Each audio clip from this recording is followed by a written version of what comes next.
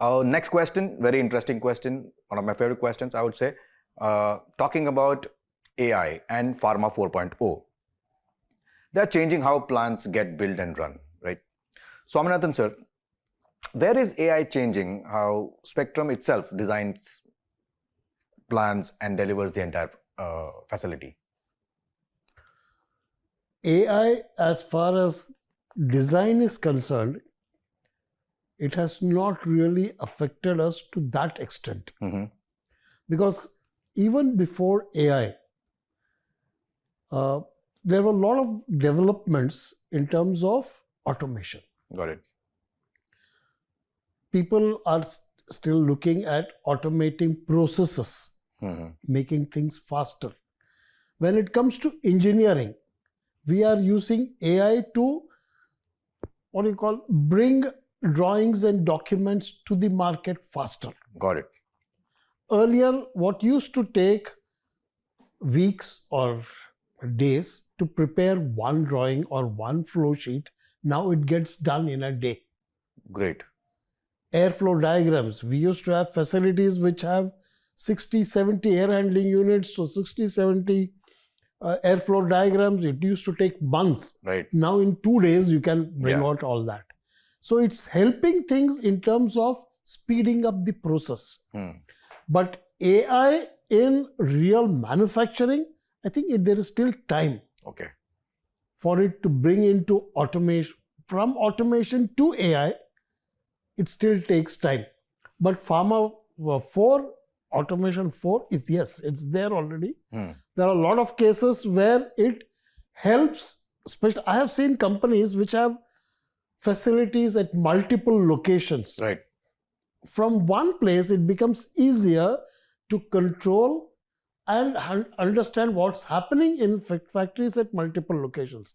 To that extent, Pharma 4 has helped people to automate things.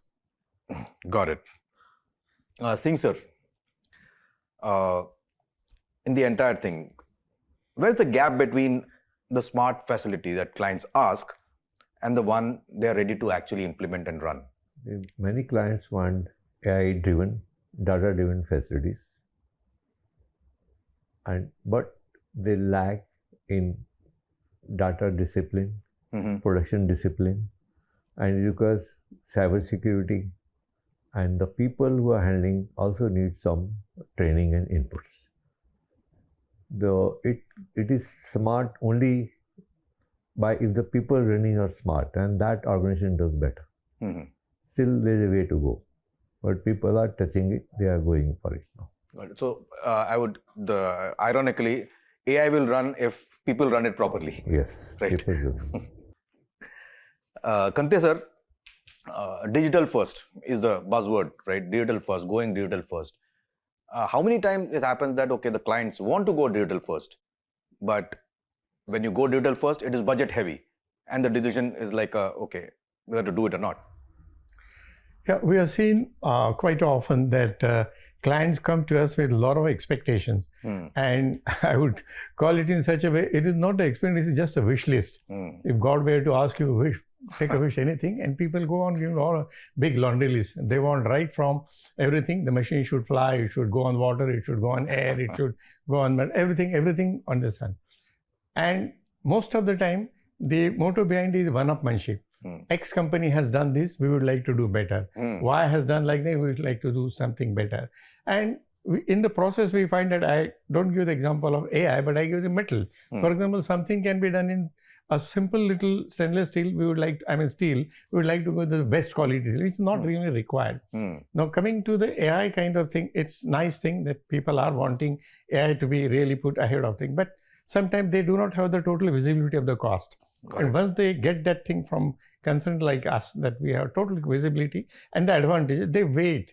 And it's of course our job also to make them convinced as to what advantage it will deliver to them. Right. In which case, then of course, there has to be some sort of a trade-off between the things. Not that everything they would like to do. But our aim is to convince the customer to go in for the digital thing which are regulatory driven. Got it. Number one. And what Mr. Swaminathan had said, that second thing is speed is definitely we want. Like he has said, that generation of drawing, generation of everything together in few seconds. Earlier then people were doing it in drawing board and all. Today the CAD will do it in few seconds. Right. Okay. Similarly, same thing is for generation of a compilation of the data for the regulatory agencies and all. That can be done by the digital thing. So that's another speed kind of thing. So if this is not, of course, at the end of the day, we want it's a bottom. It should add to the bottom line. Bottom line. But yes, in try to hit the golden beam, somewhere we have got to put a break to this thing. But we have seen off late, people are wanting to go in for a top-heavy AI or a digital-driven thing, even at the cost of something they have got to cut. What that something is again optional. So I won't say that it is really a limiting factor these days. 10 years back, 15 years back, yes, it was sort of a fantasy.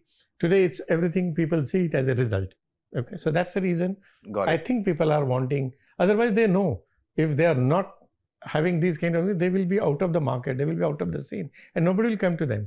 The simple, small, little people ask this kind of question, do you have this, do you have that? And if even the regulators also, first thing they will ask, you have a HVAC, but do you have BMS? And if the answer is no, then probably you must see their reaction. You don't require a fortune teller to say what kind of thing must be driving through their mind. So these are all sort of I would say now, almost done kind of thing. So I don't see sort of a big impediment, but yes, there could be somebody who is wanting to do digital for fancy sake. Yes, there it will be a limiting factor, not otherwise. So I would, if I were to summarize that response, most of it is need to have, not nice to have in the current scenario, right? So they would want that to stay competitive, as you said, as well as to be compliant across the process. Compliance is the first thing. I will put it on the top of the table. Regulatory driven. Got it. Okay.